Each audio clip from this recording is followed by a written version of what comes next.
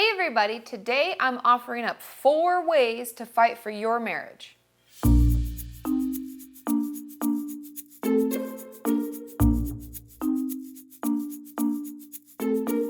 Now the first way is keeping your relationship safe. Now I know that sounds kind of silly, but what I'm talking about is keeping it emotionally safe so that you and your spouse feel free to talk to one another about things that make you feel vulnerable and things that you're scared about, and that you feel okay opening up and bringing up anything. And one of the techniques that I actually use, and you can look this up, and this is something that many therapists use, is called the speaker-listener technique, and I call it the floor. I keep this in my office and I use it all the time, and it has certain rules, and you can see how this will help keep you and your spouse more safe. Now, the first are the rules for the person speaking, whoever has the floor. And those are: speak for yourself, don't mind read, only speak about yourself, keep your statements brief, don't go on and on and on. And 3, stop and let the listener paraphrase. Okay? Now, the rules for the listener, whoever's listening at that time: paraphrase what you hear. And 2, focus on the speaker's message. This isn't rebuttal. You're not going to paraphrase and say, but, that was wrong because I was there and you did. That's not what this is about. And by doing this, we slow down the communication process, allow it to be safer, allow each person to feel heard, and then we can have a safe conversation. We can talk about anything. It can keep our relationship more communicative and overall more safe. The second way to fight for your marriage is to be responsible for your side of the road.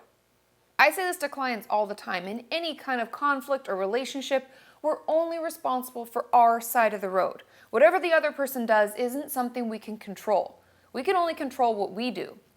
And so in those moments when we feel triggered, when they have done that thing that's been driving us crazy for years, or when they have lashed out and we just want to scream and we want to yell and we want to call names and say all sorts of things, take a breath. Remember that you are responsible. You're taking responsibility for your side of the road. That means that I'm going to make the choice to do the most constructive thing. Not destructive, constructive. And obviously we know that can change from situation to situation, but I'm going to breathe, I'm going to take a second, and I'm going to be gentle with them, or I'm going to slow down. I'm going to say, I'm sorry, I shouldn't have raised my voice. Give me 5 minutes, let's come back to this. Whatever we think will be the most constructive in the moment, we're going to try to do it. And then the second part of this is something that I actually need to work on myself, and I'm sure everybody does, is recognizing and expressing our filters. Now, what's a filter? A filter can be anything from our mood. Maybe we had a really crap day. Everything's just been shit, and we're feeling bad. Maybe our boss yelled at us. Distractions. Are we cooking dinner and we're trying to get the kid to stop screaming and we have all this stuff going on? Is the TV going on? Is the music playing? Is something going on around you that, we're distracted, right? We can't really focus. I made notes so I don't forget them all. Beliefs and expectations. This is one that's really important. What are your beliefs around a scenario? Do you think they're doing something because secretly they really want you to be upset? You might want to talk about that.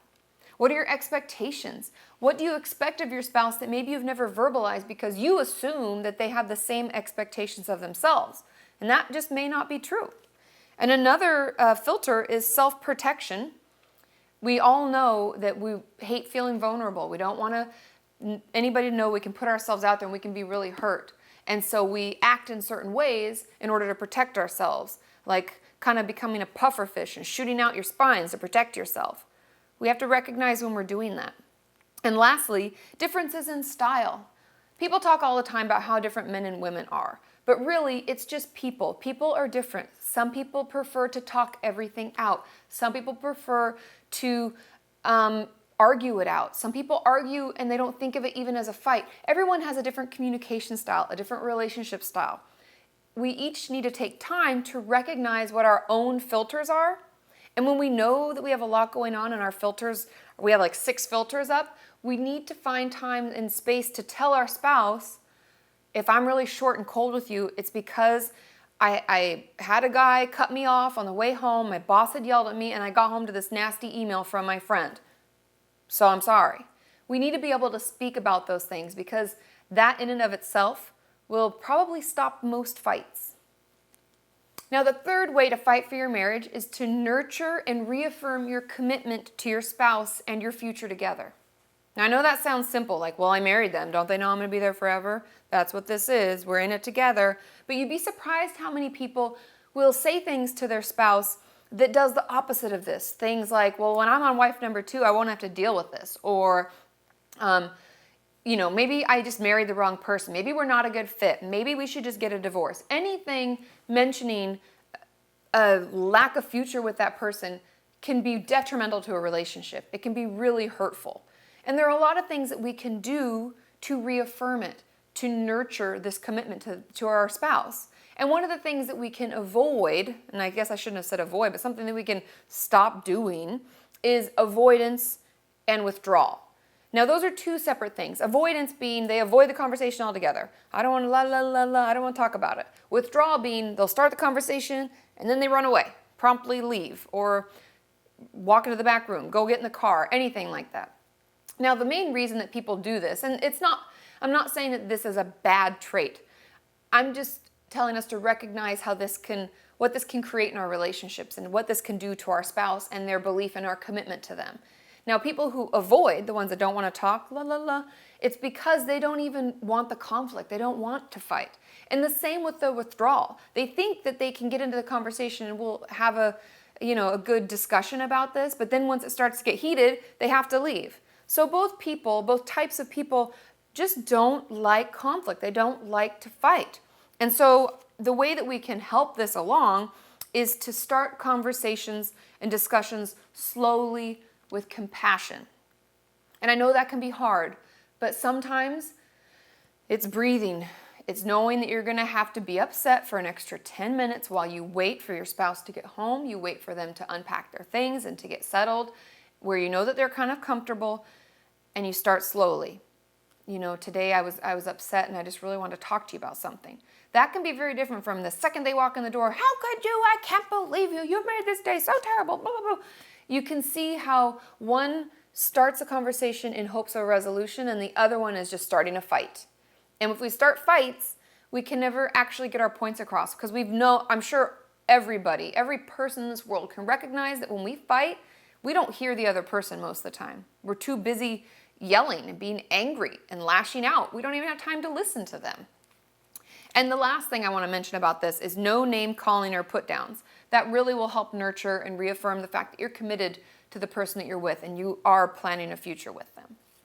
The fourth and final way to fight for your marriage is to work to always be gentle and speak with humility. Now, I know that's really hard. I know that's asking a lot. And it can be really hard, especially when we're triggered and someone's been mean and something has happened and we've had a really bad day. But this can help our relationships in general, spouses, friendships, family relationships, anything like that. This can help so much because when we are gentle with people, when we understand what they've been going through and maybe they had a hard day, maybe they're stressed out too, we can be so gentle with them that they feel okay and then it feels safe and then we can actually start communicating. And when we open conversation and we, work with humility, then it makes it easier for people to hear us and for us to get our points across and for everyone to feel heard and understood. Now, I made some notes about ways that we can put this into action and things that we can do to, fight to be gentle and to show humility. And one of them is like maybe waiting to deal with triggering events until the initial shock has subsided. Now that one is key for me because if something happens, I could fly off the handle really quickly in my mind. But if I wait, if I get like 30 minutes of downtime where I can just think about it and I can process it and I can breathe, the chances of me lashing out have gone down by like 80%. So sometimes it's good to take a little time from each other when things have gotten heated really quickly and come back to it. It's okay to come back to a conversation. And another thing is expressing your filters, like I said before, so that they know what's going on with you so that they can act accordingly and hopefully be gentle with you as well. And the final thing, and this is honestly the most important thing, is putting your relationship needs ahead of your individual needs. Sure, you want to win that fight. Sure, you want to be right. You want to get your point across. You want them to have it. But what does your relationship need? Because that has to be more important to you than your individual needs in order to make a loving marriage continue to work. And relationships in general are work, right? But we can do it. It's one of these things that can feel so overwhelming, but if we just start little by little changing the way that we don't react, we respond, we give ourselves time, we start noticing when we've had a bad day that we are short-tempered, and we start speaking up about that. And so there are ways that we can make it easier, and it's one step at a time, right? It's not black and white. We're just making small steps towards a healthier relationship and a healthier marriage, because we can all have that and we all deserve that. It's just one step at a time. And as always, don't forget to subscribe. I put out videos all the time and you don't want to miss them. And today's video was kind of brought to you by Fighting for Your Marriage. It's one of my favorite books for couples, and I will put this in my Amazon widget, which floats below on my website, katimorton.com. And if you haven't hopped on there and checked it out, our community is growing every day, and it is really supportive. There's chat, there are forums, there's so much information on there for you. So if you haven't had a chance, I encourage you to hop on now. And if you like this topic, give it a thumbs up. It helps me know what topics you enjoy most so that I can cater my videos to what suits you best.